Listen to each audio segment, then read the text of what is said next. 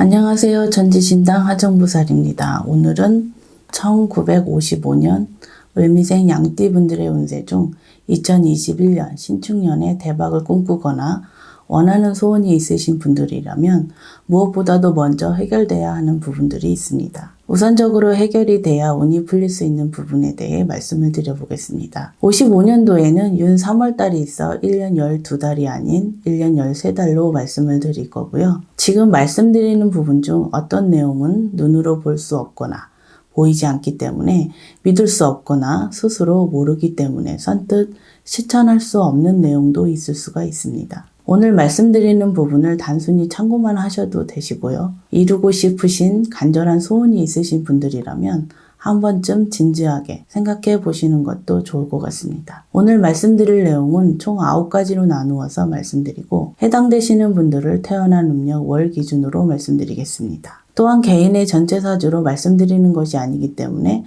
전체 사주나 개인의 상황에 따라 변동이 되거나 중복될 수 있다는 점 참고해서 시청하시면 되실 것 같습니다. 55년생 양띠분들의 운세 중 2021년 신축년에 우선적으로 해결이 돼야 풀리는 부분에 대해 말씀드리겠습니다. 첫 번째는 산소 문제, 다시 말해서 산소탈을 잡아야 되는 분들입니다. 해당되시는 분들은 음력 1월, 4월, 9월, 11월생 분들입니다.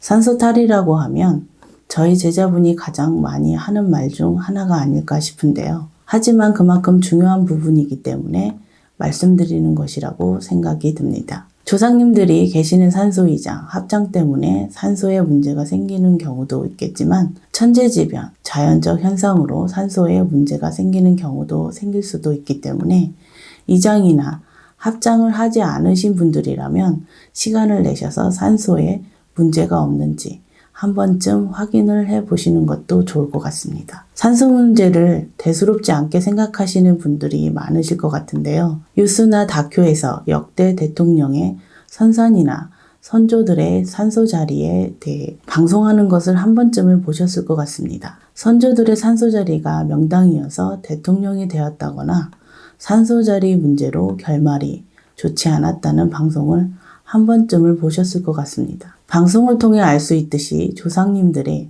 계신 산소 자리가 후손들에게 중요한 부분 중 하나라는 사실입니다. 지금 방송을 보시는 분들은 산소탈에 대해 다시 한번 생각해 보시는 계기가 되었으면 합니다. 두 번째는 어린 영가의 원혼을 풀어줘야 되는 분들입니다. 해당되시는 분들은 음력 윤 3월, 2월, 6월, 12월생 분들입니다. 어린 영가라고 하면 본인 또는 가족분들 중 뱃속에 아이를 지우셨거나 어쩔 수 없는 상황으로 낙태를 하셨거나 또는 어린 나이에 돌아가신 분 혹은 조부모나 윗대의 어린 나이에 돌아가신 어린 영가라고 생각하시면 되실 것 같습니다. 조부모나 윗대에 돌아가신 어린 영가는 모를 수 있기 때문에 저희 제자분과 상담을 통해서 반드시 어린 영가의 영혼을 달래주고 풀어주는 것이 도움이 되실 것 같습니다. 어린 영가가 계시는 경우 메인 것을 풀어주지 않게 되면 정신적으로 문제가 생길 수도 있고 무엇보다 영가로 인해 자손들에게 조상바람이 불게 되면 병명이 없는 병이 나타날 수도 있고 하는 일이 되지 않거나 이상 행동 등 나타날 수도 있기 때문에 반드시 풀어주는 것이 좋으실 것 같습니다. 세 번째는 가족 빙의 문제가 있을 수 있는 분들입니다. 해당되시는 분들은 음력 1월, 3월, 5월, 9월생 분들입니다. 지금 말씀드린 부분은 민감할 뿐 아니라 빙의의 시작이 가족분들에게서 시작된 건지 본인에게서 시작된 건지 정확하게 알 수 없지만 지금 말씀드린 분들은 시기적으로 본인이나 가족분들 중 빙의 문제가 있을 수 있는 분들이라고 생각하시면 되실 것 같습니다. 빙의 증상은 매우 다양하기 때문에 차후 빙의 증상에 대해 말씀을 드리고 오늘 말씀드린 분들은 가족 간의 다툼이 잦고 심지어 심하게 싸우는 상황이 많은 분들이라면 가족 빙의 문제를 의심해 봐야 되는 분들이라고 보시면 되실 것 같습니다. 네 번째는 별거 중이시거나 이혼 절차상 마무리가 확실히 돼야 되는 분들입니다. 해당되시는 분들은 음력 2월, 4월, 7월, 11월생 분들입니다. 현재 사실상 이혼을 하신 거나 마찬가지인데 아직 서류상으로 완벽하게 정리가 안 되신 분들이 해당된다고 보시면 되실 것 같습니다. 부부간에 헤어진 지 오래되신 분들도 있을 수 있고 그렇지 않은 분들도 계시겠지만 사실상 이혼을 하신 분들이라면 특별한 사정이 없는 한 서류상으로 이혼 절차를 마무리해야 되는 분들입니다. 결혼과 이혼은 사실 부부 당사자만의 문제가 아닙니다. 다시 말해서 두 집안의 합이 있고 두 집안 조상님들의 합의이기 때문에 사실상 이혼을 하신 분들이라면 본인뿐 아니라 상대방을 위해서라도 양가 조상님들을 서로가 붙들고 계시면 안 된다고 보셔야 됩니다. 지금 말씀드린 분들 중 조상 벌전이 있을 수 있는 분들도 있기 때문에 서류 정리를 하셨다 하시더라도 저희 제자분과 상담을 한번 받아보시는 것도 좋을 것 같습니다. 5번째는 돌아가신 분의 유품을 정리해야 되는 분들입니다. 해당되시는 분들은 음력 3월, 윤 3월, 8월, 9월생 분들입니다. 돌아가신 분의 유품은 그분이 사용하셨던 물건부터 그분의 사진까지 해당된다고 보시면 되십니다. 돌아가신 분의 유품을 몸에 지니고 다니거나 집안에 그대로 간직하고 계신 분들이라면 유품에 따라 정리하는 방법이 다르기 때문에 올바른 방법으로 정리를 하는 것이 좋습니다. 유품을 크게 3가지로 나누면 쓰시던 물건, 가지고 계셨던 돈, 사진 이렇게 크게 3가지로 나눌 수 있을 것 같습니다. 쓰시던 물건인 경우 소각하는 것이 가장 좋고 가지고 계셨던 돈이라면 유산인 경우만 빼고 작은 돈은 종교단체에 기부, 시조하는 것도 방법입니다. 마지막으로 돌아가신 분의 사진인 경우 가능하면 지니고 다니지 않는 것이 좋은데요.